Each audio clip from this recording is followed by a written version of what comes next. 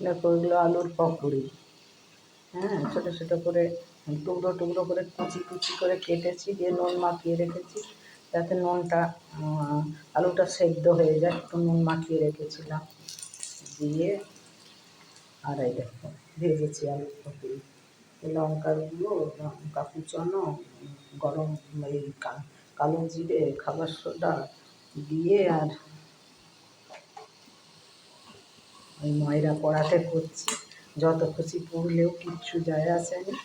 হ্যাঁ, একটুখানি ঘষে দিলেই আমার, না ছাড়লেও কোনো ব্যাপার না।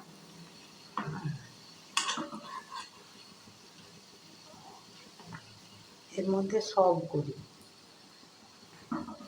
সেদিন নান পুরি করেছিলাম, নান পুরি এই কড়াতেই, যত খুশি পুড়লেও কিচ্ছু আমার যায় আসে না।